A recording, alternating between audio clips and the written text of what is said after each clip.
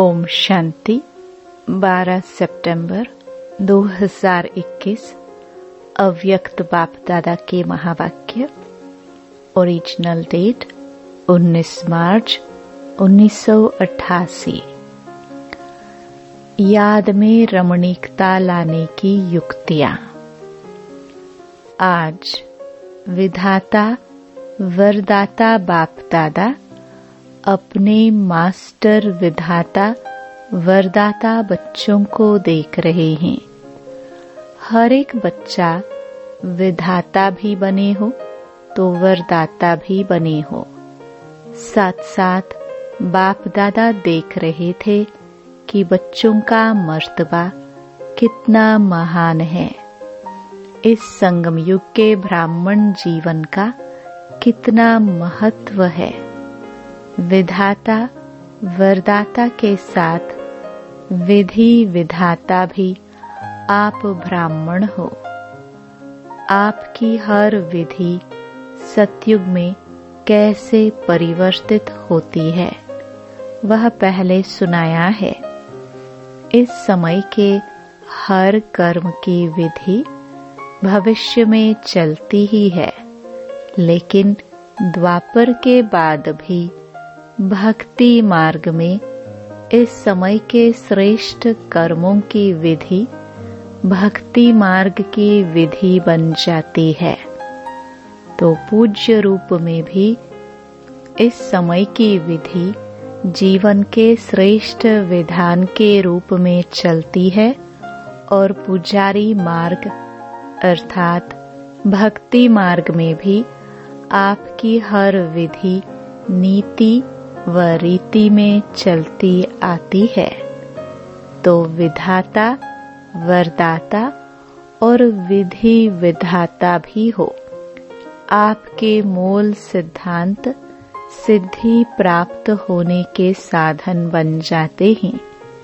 जैसे मूल सिद्धांत बाप एक है, धर्मात्माएं महान आत्माएं अनेक हैं, लेकिन परम आत्मा एक है। इसी मूल सिद्धांत द्वारा आधा कल्प आप श्रेष्ठ आत्माओं को एक बाप के द्वारा प्राप्त हुआ वर्षा सिद्धि के रूप में प्राप्त होता है। प्रारब्ध मिलना अर्थात सिद्धि स्वरूप बनना, क्योंकि एक बाप है, बाकी महान आत्माएं व धर्मात्माएं हैं। बाप नहीं है, भाई भाई हैं। वर्षा बाप से मिलता है, भाई से नहीं मिलता। तो इस मूल सिद्धांत द्वारा आधा कल्प आपको सिद्धि प्राप्त होती है और भक्ति में भी गॉड इज वन। यही सिद्धांत सिद्धि प्राप्त करने का आधार बनता है। भक्ति का आदि आधार भी एक बाप के शिवलिंग रूप से आरंभ होता है, जिसको कहा जाता है अव्यभिचारी भक्ति। तो भक्ति मार्ग में भी इसी एक सिद्धांत द्वारा ही सिद्धि प्राप्त होती है कि बाप एक है। ऐसे जो भी आपके मूल सिद्धांत है, उस एक एक सिद्धांत द्वारा सिद्धि प्राप्त होती रहती है। जैसे इस जीवन का मूल सिद्धांत पवित्रता है।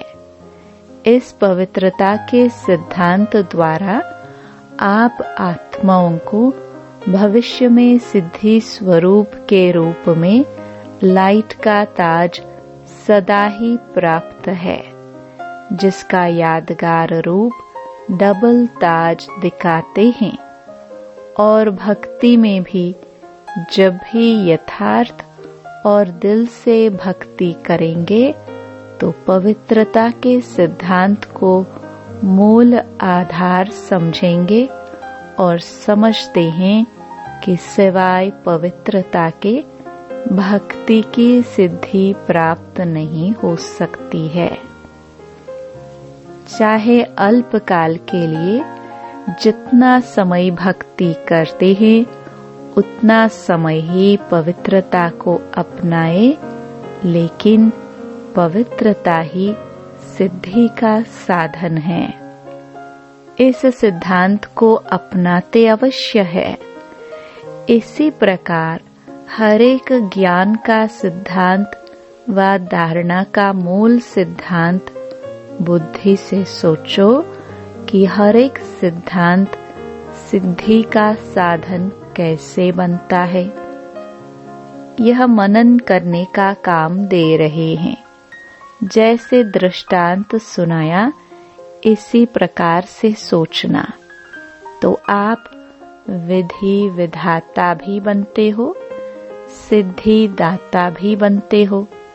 इसलिए आज तक भी जिन भक्तों को जो सिद्धि चाहती है वो भिन्न भिन्न देवताओं द्वारा भिन्न भिन्न सिद्धि प्राप्त करने के लिए उन्हीं देवता की पूजा करते हैं। तो सिद्धि दाता बाप द्वारा आप भी सिद्धि दाता बनते हो, ऐसा अपने को समझते हो ना। जिनको स्वयं सर्व सिद्धियां प्राप्त हैं वही औरों को भी सिद्धि प्राप्त कराने के निमित्त बन सकते हैं। सिद्धि खराब चीज नहीं है, क्योंकि आपकी रिद्धि सिद्धि नहीं है। रिद्धि सिद्धि जो होती है वह अल्पकाल के लिए प्रभावशाली होती है, लेकिन आपकी यथार्थ विधि द्वारा सिद्धि है। ईश्वरीय विधि द्वारा जो सिद्धि प्राप्त होती है वह सिद्धि भी ईश्वरीय सिद्धि है। जैसे ईश्वर अविनाशी है, तो ईश्वरीय विधि और सिद्धि भी अविनाशी है।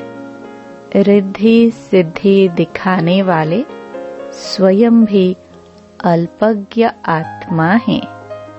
उन्हों की सिद्धि भी अल्पकाल की है, लेकिन आपकी सिद्धि सिद्धांत की विधि द्वारा सिद्धि है। इसलिए आधा कल्प स्वयं सिद्धि स्वरूप बनते हो और आधा कल्प आपके सिद्धांत द्वारा भक्त आत्माएं यथाशक्ति तथा फल की प्राप्ति व सिद्धि की प्राप्ति करते आते हैं। क्योंकि भक्ति की शक्ति भी समय प्रमाण कम होती आती है। सतो प्रधान भक्ति की शक्ति भक्त आत्माओं को सिद्धि की अनुभूति आजकल के भक्तों से ज्यादा कराती है। इस समय की भक्ति तमो प्रधान भक्ति होने के कारण न यथार्थ सिद्धांत रहा है न सिद्धि रही है। तो इतना नशा रहता है कि हम कौन हैं, सदा इस श्रेष्ठ स्वमान के स्थिति की सीट पर सेट रहते हो। कितनी ऊंची सीट है। जब इस स्थिति की सीट पर सेट स्थिर रहते हो तो बार बार अपसेट अस्थिर नहीं होंगे। यह पोजीशन है ना, कितना बड़ा पोजीशन है। विधि विधान सिद्धि दाता। तो जब इस पोजीशन में स्थित होंगे तो माया अपोजिशन नहीं करेंगी, सदा ही सेफ रहेंगे। अपसेट होने का कारण ही यह है कि अपनी श्रेष्ठ स्थिति की सीट से साधारण स्थिति में आ जाते हो। याद में रहना व सेवा करना एक साधारण दिनचर्या बन जाती है, लेकिन याद में भी बैठते हो तो अपने कोई न कोई श्रेष्ठ स्वमान की सीट पर बैठो। सिर्फ ऐसे नहीं कि याद के स्थान पर, चाहे योग के कमरे में, चाहे बाबा के कमरे में बेड बिस्तर से उठकर बैठ गए, वह सारे दिन में जाकर बैठ गए। जैसे शरीर को योग्य स्थान देते हो, वैसे पहले बुद्धि को स्थिति का स्थान दो।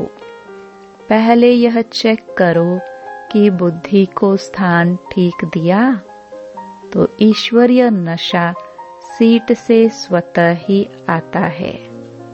आजकल भी कुर्सी का नशा कहते हैं ना। आपका तो श्रेष्ठ स्थिति का आसन है। कभी मास्टर बीज रूप की स्थिति के आसन पर सीट पर सेट हो, कभी अव्यक्त फरिश्ते की सीट पर सेट हो, कभी विश्व कल्याणकारी स्थिति की सीट पर सेट हो। ऐसे हर रोज भिन्न भिन्न स्थिति के आसन पर व सीट पर सेट होकर बैठो। अगर किसी को भी सीट सेट नहीं होती है तो हलचल करते हैं ना। कभी ऐसा करेंगे, कभी वैसा करेंगे, तो यह बुद्धि भी हलचल में तब आती है जब सीट पर सेट नहीं होते। जानते तो सब हैं कि हम यह हैं। अगर अभी ये पूछे कि आप कौन हैं, तो लंबी लिस्ट अच्छी निकल आएगी।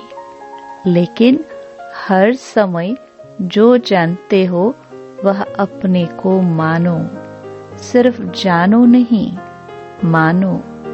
क्योंकि जानने से सूक्ष्म में खुशी में रहती है। हाँ, मैं यह हूँ, लेकिन मानने से शक्ति आती है और मान कर चलने से नशा रहता है। जैसे कोई भी पोजीशन वाले जब सीट पर सेट होते हैं तो खुशी होगी, लेकिन शक्ति नहीं होगी।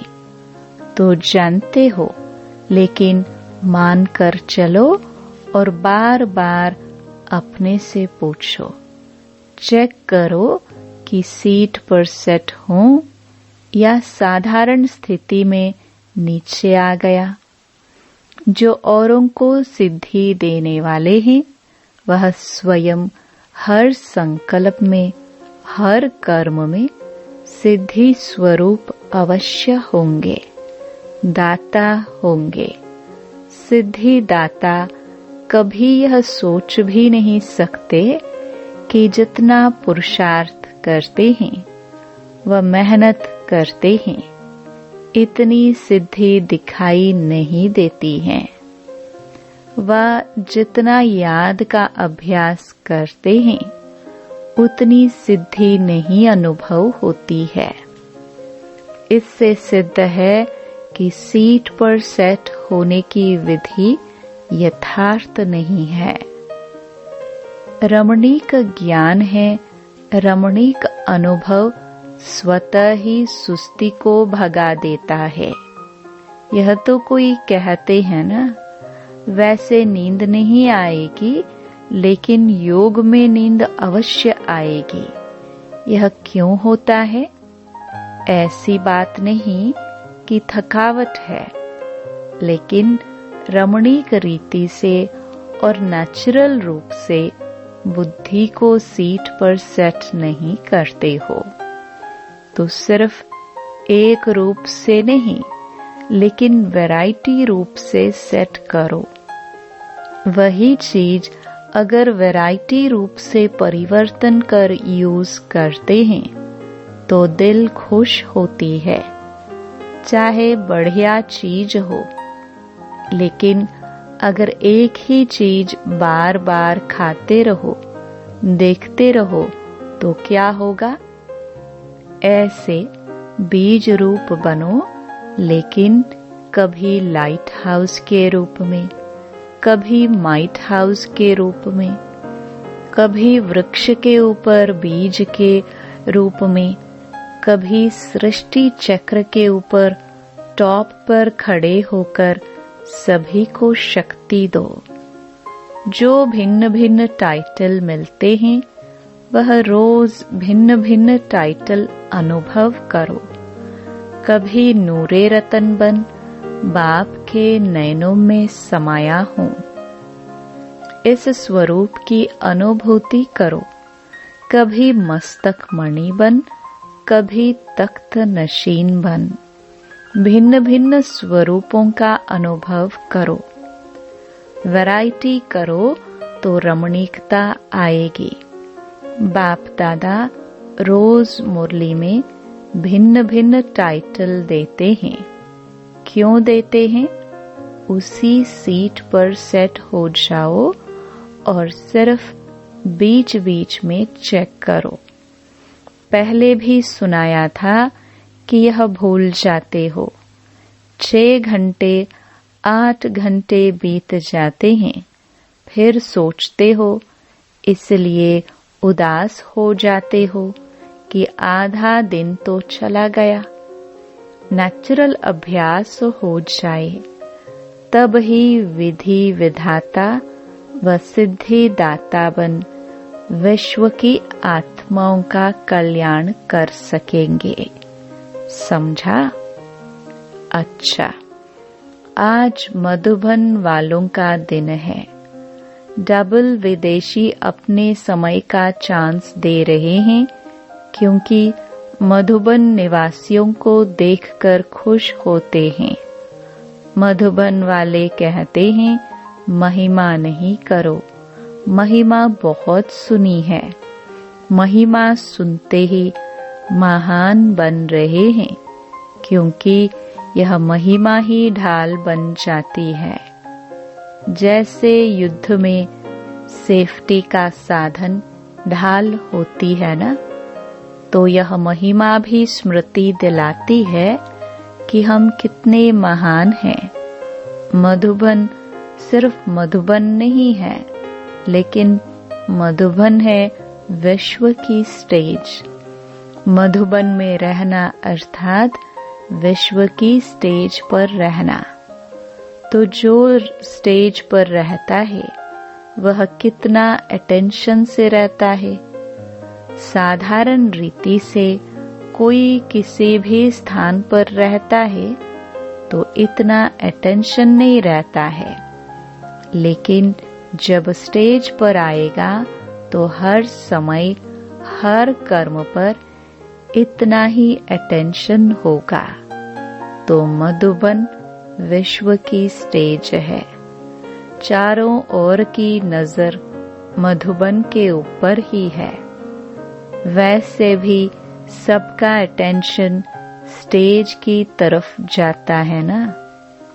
तो मधुबन निवासी सदा विश्व की स्टेज पर स्थित है। साथ साथ मधुबन एक विचित्र गुंबज है, और गुंबज जो होते हैं उसका आवाज अपने तक आता है, लेकिन मधुबन ऐसा विचित्र गुंबज है जो मधुबन का जरा भी आवाज विश्व तक चला जाता है। जैसे आजकल के पुराने जमाने के कई ऐसे स्थान निशानी मात्र हैं कि जो एक दीवार को अगर ऐसे हाथ लगाएंगे या आवाज करेंगे तो 10 दीवारों में वह आवाज आएगा और ऐसे ही सुनाई देगा जैसे इस दीवार को कोई हिला रहा है या आवाज कर रहा है। तो मधुबन ऐसा विचित्र गुंबज है जो मधुबन का आवाज सिर्फ मधुबन तक नहीं रहता, लेकिन चारों ओर फैल जाता है। ऐसे फैलता है जो मधुबन में रहने वालों को पता भी नहीं होगा। लेकिन विचित्रता है ना, इसलिए बाहर पहुंचा जाता है। इसलिए ऐसे नहीं समझो कि यहाँ देखा या यहाँ बोला, लेकिन विश्व तक आवाज हवा की रफ्तार से पहुंच जाता है, क्योंकि सबकी नजर में बुद्धि में सदा मधुबन और मधुबन का बाप दादा ही रहता है। तो जब मधुबन का बाप नजरों में रहता है तो मधुबन भी आएगा ना।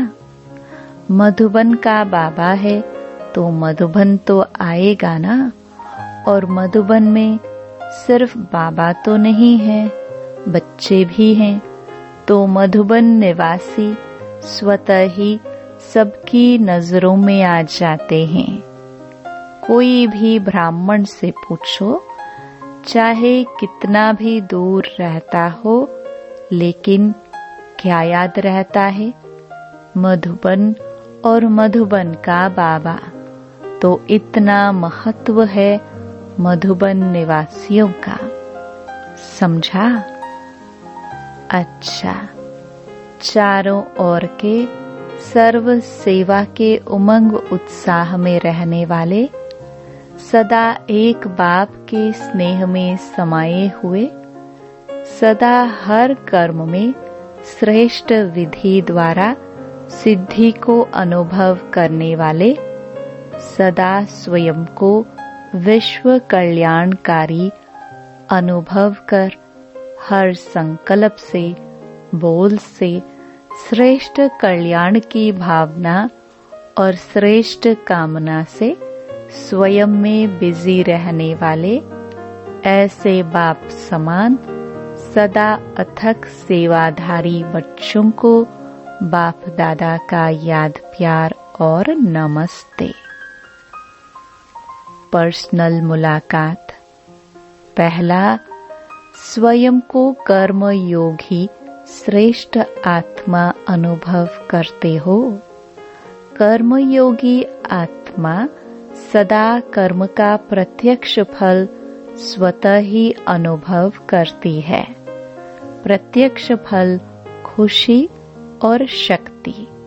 तो कर्म योगी आत्मा अर्थात प्रत्यक्ष फल, खुशी और शक्ति अनुभव करने वाली। बाप सदा बच्चों को प्रत्यक्ष फल प्राप्त कराने वाले हैं। अभी अभी कर्म किया, कर्म करते खुशी और शक्ति का अनुभव किया, तो ऐसी कर्मयोगी आत्मा हूँ। इसी स्मृति से आगे बढ़ते रहो। दूसरा, बेहद की सेवा करने से बेहद की खुशी का स्वतः ही अनुभव होता है ना। बेहद का बाप बेहद का अधिकारी बनाते हैं। बेहद सेवा का फल, बेहद का राज्य भाग्य स्वतः ही प्राप्त होता है। जब बेहद की स्थिति में स्थित होकर सेवा करते हो, तो जिन आत्माओं के निमित्त बनते हो, उनकी दुआएं स्वतः आत्मा में शक्ति और खुशी की अनुभूति कराती है। एक स्थान पर बैठे भी बेहद सेवा का फल मिल रहा है। इस बेहद के नशे से बेहद का खाता जमा करते आगे बढ़ते चलो। वरदान। सेकंड में देह रूपी झोले से न्यारा बन कर्म भोग पर विजय प्राप्त करने वाले सर्व शक्ति संपन्न भव। जब कर्म भोग का जोर होता है, कर्मेंद्रिया कर्म भोग के वश अपनी तरफ आकर्षित करती है। अर्थात जिस समय बहुत दर्द हो रहा हो, ऐसे समय पर कर्म भोग को कर्म योग में परिवर्तन करने वाले साक्षी हो कर्मेंद्रियों से भोगवाने वाले ही सर्व शक्ति संपन्न अष्टरत्न विजयी कहलाते हैं। इसके लिए बहुत समय का देह रूपी चोले से न्यारा बनने का अभ्यास हो। यह वस्त्र दुनिया की व माया की आकर्षण में टाइट अर्थात खींचा हुआ न हो तब सहज उतरेगा। स्लोगन: सर्व का मान प्राप्त करने के लिए निर्माण चित्त बनो। निर्माणता महानता की निशानी है। ओम शांति।